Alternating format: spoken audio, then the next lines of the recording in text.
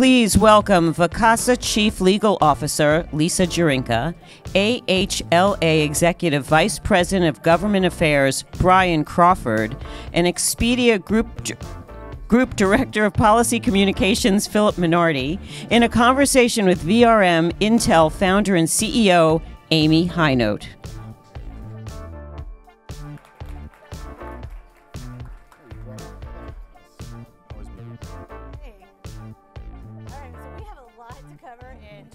Minutes and 53 seconds. So I'm going to introduce you guys really quickly. Thank you for being here, and thank you to the Skift team for putting this on. This is a lot of different interests and stakeholders in this room. I see a lot of our vacation rental people in the back corner on the leisure side, and a lot of the hotel side, and then we've got the short-term urban. So there are a lot of interests represented here. We're going to try to get to all of those, and we're going to try to get to questions at the end from you. So anyway, I want to introduce you to these guys. Philip Minardi and Brian next to me are both Washington, D.C. guys. So what we're going to try to do in this one is I'm trying to practice my Rachel Maddow presidential debate skills right now. And we've got Jurinka from Vacasa. So Philip is what's your title now? You're head of public affairs for the Expedia Group. Sounds good, I like it. But you used to be head of communications for Travel Tech, yes, Travel Tech Association, which also represented the short-term rental industry here. And we have Brian Crawford with AHLA, which is the American Hotel and Lodging Association, emphasis on lodging today. And you're the vice president of government affairs there, but you've been there now for about 5 years? Yeah, it'll be 6 in February. And both of you guys spent some time on Capitol Hill before that, correct? Yes, ma'am. So you've made quite a transition from the Beltway to short-term rentals. Hospitality is far better than politics. Oh, I bet. Today especially. Lisa, you joined the Vacasa team to be their chief legal counsel largely because of your IPO experience. Is that correct? Yep. So you've been handling the Wyndham acquisition, yes, which now makes you the largest vacation rental management company in the United States. Is that correct? That is correct. So welcome, you guys. Thank you for being here. I'm just going to jump in really quickly. Let's see if this slide works. So we talk about the short-term rental industry a lot, but it's a pretty big umbrella of different types of lodging. So we talked a lot in this today about this short-term urban space, these urban apartments. But then we've got this larger sector of the industry that is this whole home vacation rental side, the traditional leisure side, where Vacasa and Wyndham that you just purchased largely live. And then we've got this shared accommodation space, which is fairly small. So on this slide, AirDNA gave us this data last night to kind of look at these. Wyndham also reports that there are 1.2 million second home, whole home vacation rentals in the U.S. But there's a difference in these destinations. So in the urban areas where hotels are strong, we're seeing, where hotels are running over at a high occupancy level. In these seasonal markets, like Marriott mentioned earlier, you don't see a lot of hotels in these markets. You don't see a Four Seasons or Ritz-Carlton there because you have these high peak seasons and these dead seasons throughout. And that's where an enormous amount of this industry actually lies that are experiencing some regulatory aftermath from the urban areas. But in thinking of all these different lodging segments, I wanted to start with you, Brian. What is the AHLA's current position on short-term rentals? Yeah, well, thank you for Skift for having us. And at the outset, I want to clear up some misinformation or mischaracterizations about where the hotel industry is related to short-term rentals. At the outset, we support home sharing, and we have publicly advocated for it on local ordinances. We think that there's a very reasonable and sensible way to move forward to create a framework for all of us to participate and succeed. Unfortunately, we've seen in mostly urban markets, there's a need for regulation, and there's sort of 4 key components to the regulation that we would support. First, we think every business should be licensed and registered. There's 53,000 hotels in the United States. Before they get a certificate of occupancy, they have to be registered and licensed by a local government. That's a baseline thing. Remit taxes. There should be platform accountability. There is an ability for platforms to take down listings that have been deemed illegal on the local level. There needs to be accountability. And the last piece we advocate for is enforcement. We've seen in markets across the country that without enforcement, there is no regulation whatsoever. New Orleans is the perfect example. They passed a law in 2016, which was the model bill addressing short-term rentals. Unfortunately, it didn't work. They had to go back in 2019, earlier this year, and pass a bill that has those 4 key components. And so we think that there is a way to create sensible, responsible regulations that we can all abide by and live by and succeed under. I'm going to circle back to what those sensible regulations might be. But Lisa, for you with Vacasa, what is your position, your overall position on this short-term rental? Yeah, and I think it's not very far from Brian's here. I think we're looking to have sensible regulations in the business that we do that takes into account all stakeholders involved. We, like Brian, would like to support registrations, the collection of taxes. And by the way, we do all of this right now.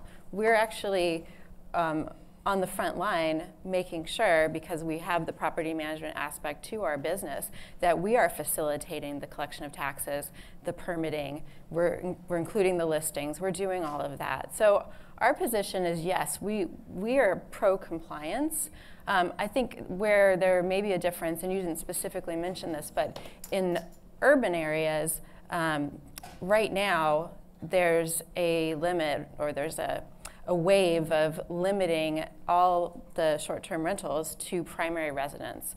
And we're not actually going into those areas right now because that hasn't been our traditional model. We usually go to the leisure vacation rental communities. But eventually we would like to see some kind of compromise resolution, something that would open the barriers right now for the urban markets. We're not pushing it right at this moment, but at Vacasa. At Vacasa, correct. Now, Expedia, you are pushing it a little bit harder. Yeah, I think, so as Amy said, just to kick it off really quick, my name is Minardi. As Amy said, I head public affairs for Expedia Group, and I have the privilege to do that because what I get to do every day is go across the country and meet with a lot of folks that are actually in this room today and talk about what fair and effective policies look like for your communities. And if you've been through these fights, you know the argument, affordable housing, character of the community, what have you. And Expedia Group, as a platform that represents the entire ecosystem from hotels to short-term rentals, we've really seen a change in the dynamic of what fair and effective policies look like. And I love Brian, great guy. But one of the biggest hurdles we face in local communities is the hotel association. And it's one of the biggest roadblocks for all of us here. And I'm not sure if anybody saw it, but back in 2016, the board of directors book for AHLA was leaked to the New York Times.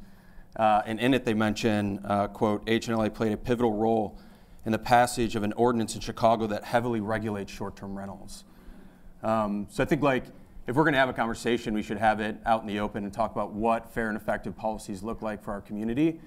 And I think a lot of the things we've talked about up here in terms of passing ordinances that drive compliance, that address community issues, that ensure that our community is the good actors that we know them to be for the last 100 years, are things we as Expedia Group have supported over the last decade and will continue to support in the years ahead. But with convergence, it's just good to see everybody in this room listening to a conversation like this so you can go back and be advocates in your own communities. And it was interesting to hear earlier Jennifer, when the question came up about, well, what does this mean now with homes and villas? Is there going to be more support for loosening on the short-term rental regulations? Because right now, in the areas that they may be going into, they themselves should be regulated. So, yeah, and I think they are, right? I think we would be naive to think that a company like Marriott that's been operating for over a century is not aware of the increased scrutiny that they're going to have on their business model entering into this market. So I think she clearly stated that they are going to be abiding by all local regulations and ensuring compliance. I think, Philip, to your point about our board book, obviously not ideal that it was leaked, but at least we've been consistent in terms of our positioning, advocating for the hotel industry and for fair regulations. So I'm not sure if any of you have seen this. The New York Times leaked this. It's also on vrmintel.com. But it's a great read. Yeah, well, it is. It's a really fascinating read. You talk about your lobbying efforts. You talk about Dianne Feinstein. You talk about Elizabeth Warren. Some of these are big names right now. Sure. So has anything changed in your position since that was leaked in 2017?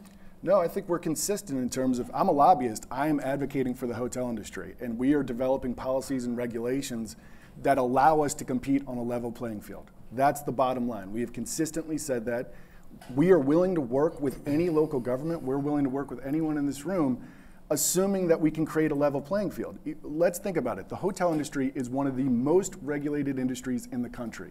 We have to comply with federal, state, and local laws. We have to comply with the Americans with Disabilities Act. We have to make sure that we're in compliance with local motel, hotel, fire safety act, which is another federal law. We have to license and ensure that we remit taxes on all of our businesses, including head taxes and bed taxes, which fund schools and roads and public entities within these cities. So if we can create a framework that allows all of us to live in this ecosystem, we'll turn to another issue. But until that day comes, we're going to continue advocating for our interests. Yeah, and just to that point, I think a great example of a level playing field strategy by AHLA is Chicago, where they went in and they advocated for higher taxes on short-term rentals than are applied to hotels, and higher licensing fees for platforms than hotels pay currently. So if that's the type of level playing field we're talking about, it's a unique definition that I've never heard of. Brian, is that accurate? Are you looking for higher tax rates on short-term rentals? I don't believe that that's accurate, and I would have to pull up the data to show what level of taxes hotels are paying in the city of Chicago. I would guess that it would far exceed what platforms are currently paying for those that actually do remit the appropriate amount of taxes. I mean, I think most of the people in this room are operating at a professional level. We're Sure. not really talking about this owner-occupied, host-driven market, which, as we can see, is a tiny fraction of the market. But I think, at least in my world, in the professionally managed legal world, I mean, in leisure, community, permitting, any kind of registration, tax compliance, these are things people expect to have. They are things that we all comply, the industry complies with on a daily basis, and has before Airbnb came on the scene. I mean, there wasn't really a lot of pushback on these leisure vacation rentals before 2008. This thing, really started to kind of push in after around 2009, 2011. Yeah. Probably when you joined, actually, and close to around that time. 2012. I'm trying to understand what happened.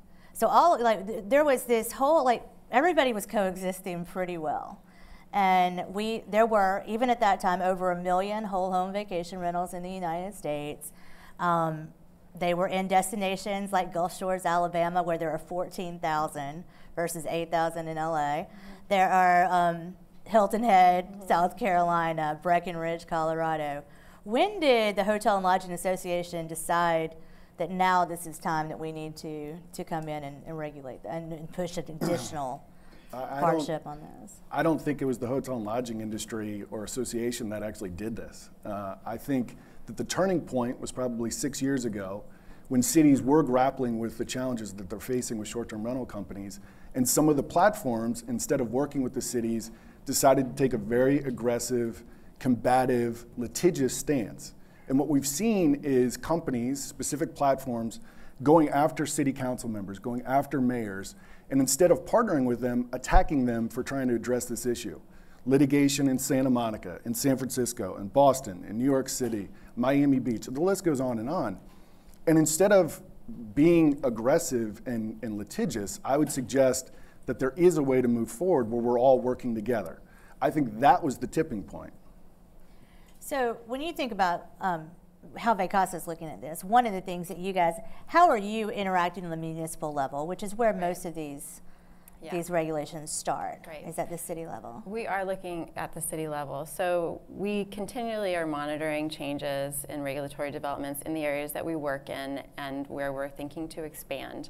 It started out that we would call in on no-names basis where, I don't know if many of you know this, but it's short-term rental, and you probably do, but short-term rental regulation and laws are really in their infancy. And for many cities and counties, there was really nothing. And so you would try to pigeonhole, with the tax and land use and zoning codes to figure out if this worked. And we started out in our infancy, our Vacasa infancy, just calling and trying to get an idea on how these things might be regulated. So we started.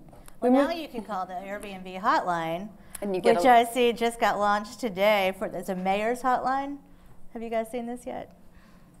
Check Twitter. Yeah, but I mean, they've just launched a mayor's hotline where mayors and city officials can call and get information on regulatory Yeah, I mean, now issues. you can see it on, there's a great website like Seattle's, there's a number of cities now that do post really pertinent information if you're looking to get into the short-term rental business as a homeowner or investor. So things have changed quite a bit. But one thing that we have continued to do is develop those relationships with our local community, city councils, the mayor, especially in the areas that we've worked in for a while and that the property management companies that we've acquired over the years work with. So our approach is to be very collaborative. But you don't have boots on the ground in these regulatory issues. We actually do. So we have our homeowners. So as soon as we get wind that something may be happening, we're not being reactive. We actually are following and tracking when things are percolating. We will reach out to our owners, who are really the best advocates for this in the communities as the constituents to those that may be up for election. And we incentivize them. We say, hey, this is good for you. You should want to take some action, and we give them some tools to do so.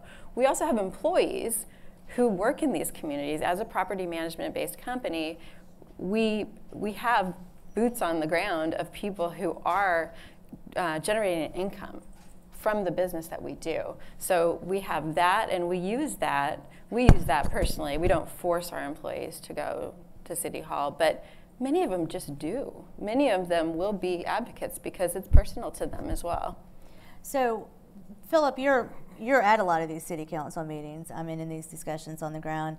What are the major concerns that city officials have when they are trying to make new policy? Yeah, fair question. We kind of highlighted a little bit earlier in this dialogue, which is we've gotten to the point as an industry where there's really two major concerns, whether you're a big urban core or a coastal destination. Those two concerns are, number one, the impact of short-term rentals on affordable housing, and number two is the impact of short-term rentals on the character of communities.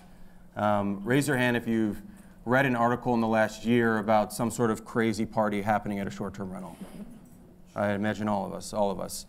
That really is not the industry we all know and love. I'd imagine there's a lot of professional managers in the audience today that take a lot of pride promoting a very safe, welcoming environment for their guests and do a lot of things to prevent the party houses of the world. But when we go into city councils, when we engage with political press, it usually boils down to those two concerns.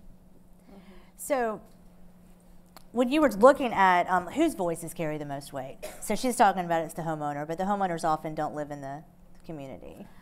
Who do they listen to? Yeah, it's a very, very good question. I think if you've ever been in politics or you've ever engaged politically in your own lives, you understand, especially at the hyper-local level, the voices that matter the most are the folks that vote in that community.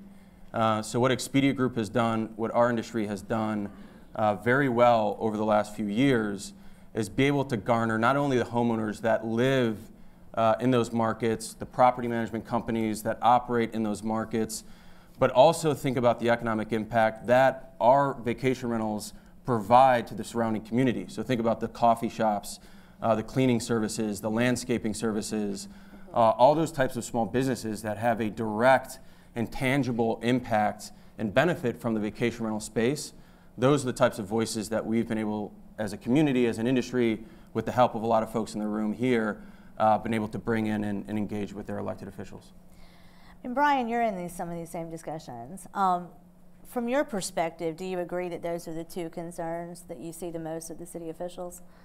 Among the city officials? I would say so. I mean, I think that there is a focus to come up with sensible regulations, but the stories that gain the most traction and that gain the most visibility tend to be those really sad stories of shootings or parties, or the most recent one was the one out in Tahoe where there was CO2 situation, but also to Philip's point, there is a lot of voices and stakeholders in this debate, and I think the hotel industry is one small one.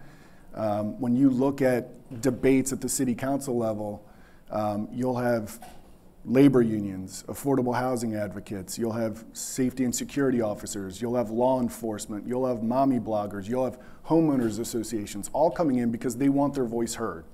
And the same way that your owners want their voices heard. And so collectively, that group can come together and inform the regulators and the legislators and come up with a balanced approach. Yeah, and just like on that point, I think it's important. I think Brian and I both agree that it's those negative stories that gain the most traction.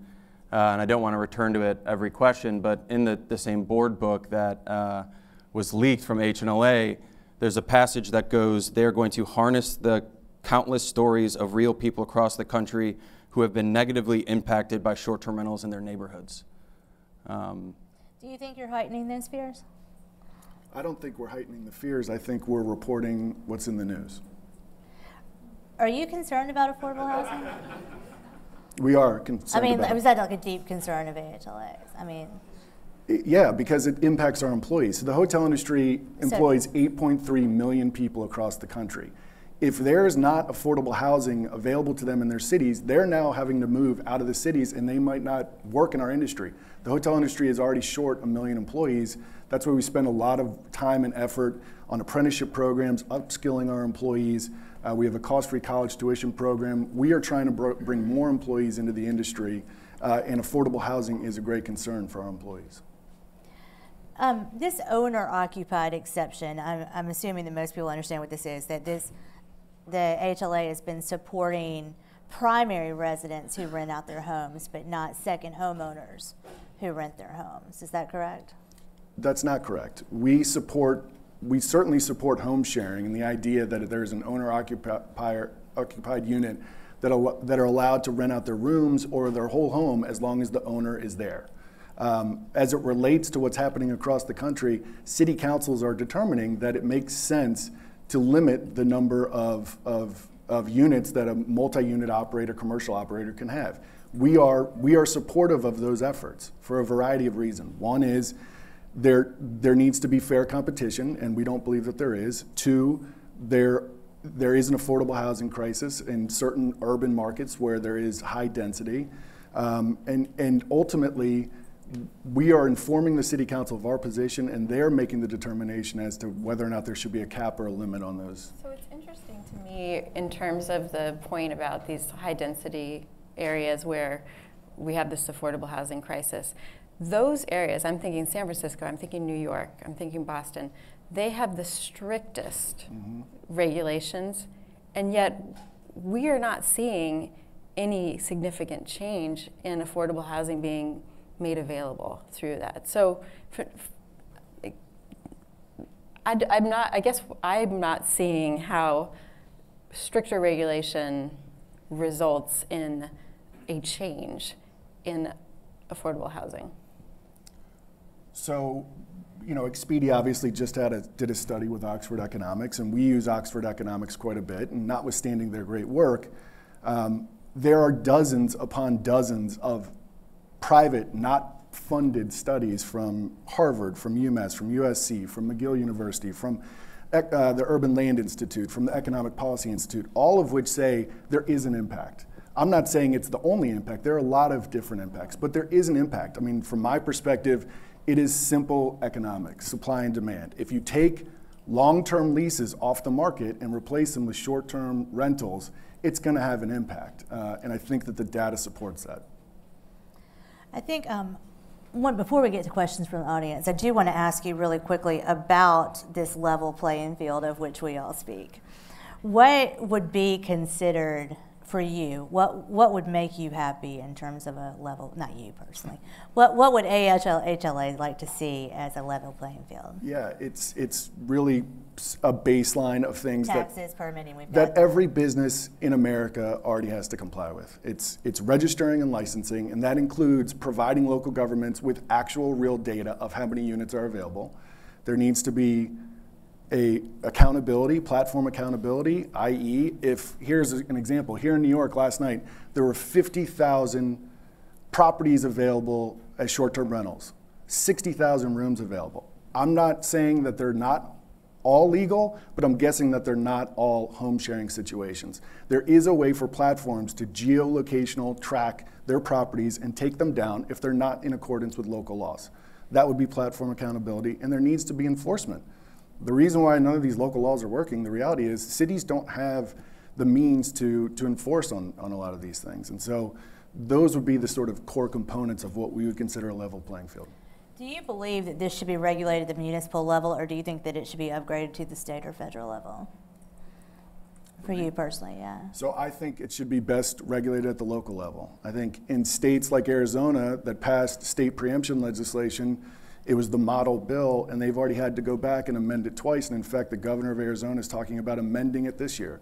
So local governments and localities know the impact on their neighborhoods. They should be the ones coming up with the most sensible regulations, not the state and not the federal. It's not a federal role. Expedia, Philip. How are you looking at state preemptive bills? Yeah, I think it's like kind of rich because the hotel industry is pushing anti-short-term rental legislation at the federal, state, and local level. For us, this is an issue that should be regulated at the local level because a lot of it has to do with zoning, which is understandable. The issue for our industry, right, is that there's 41,000 municipalities across the United States, 4,000 counties. So as a, I don't want to say small industry, but as an industry that's just figuring out how do we regulate ourselves in a responsible way, wrapping our arms around every single local municipality is a challenge. But the good thing is that we as an industry are starting to see cities get it right. So in the United States today, it's really a tale of two cities. You have the cities that have gone in and said, hey, we're going to bring all stakeholders to the table, and we're going to regulate this community in a responsible way. An example of that would be Seattle, a city that has a lot of affordable housing challenges. But what they did is responsibly limit the activity with a 1+1 concept. And in order to help with affordable housing challenges, they actually put a nightly fee that is paid by the traveler that goes to affordable housing issues. So there's cities, big cities like Seattle that are getting it right. San Antonio, I was at the National League of Cities last week in San Antonio. They have a really positive, amazing ordinance that they have on the books. Louisville, Kentucky. But we do still see these cities like New York, like San Francisco, like Chicago, like Oahu, that continue to regulate this industry in an irresponsible way and in a way that does not achieve long-term compliance or does not benefit the local community in terms of affordable housing or what have you.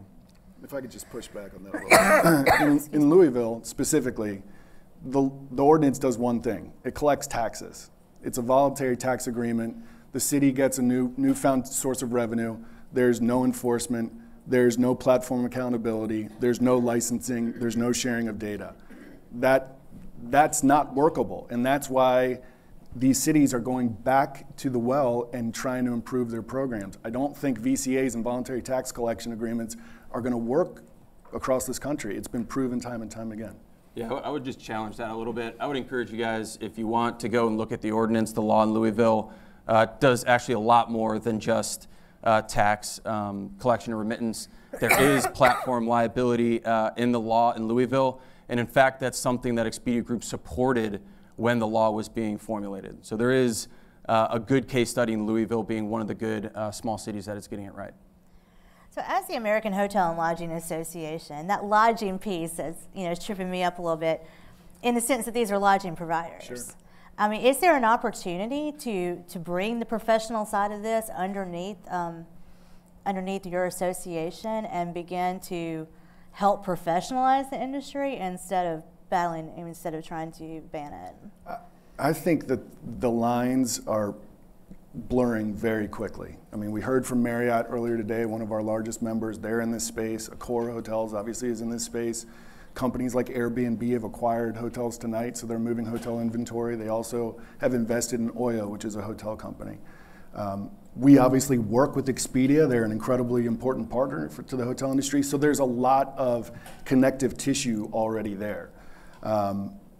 new players like Sonder and Lyric and Domio are looking at it from a different perspective. They are working with local governments. They're making sure that their properties are licensed and zoned appropriately. So there's a lot of changes that are happening. We're all also looking at the rise of Google Travel and Alibaba and Amazon, who could come in and rework and rechange the face of travel altogether. And then I also think that it's hugely important that we all work together on how important travel is, right? So last year there were 80 million international travelers to the United States. There were 2.2 billion domestic travelers in the United States. There is a big pie, but there is a concern because international travel has been dipping to the United States for the last 5 years. So we collectively need to be working together to ensure that we have the most welcoming message, that we have frictionless travel, and that we can all succeed. I want to touch on this ADA question that they have for you. For Brian, can you read these? Because I can't see that far. So when we consider the level playing field as it relates to ADA compliance, what % of a property manager's inventory should be compliant? So hotels have to be 100% compliant. Every single hotel in the United States, by federal law, has to, and you have to provide ADA accessible rooms. So it's a challenge, and we are highly regulated, like I've said multiple times. I don't know what percentage would make sense. I couldn't even venture a guess. Is there a place that you think that we could come together on that?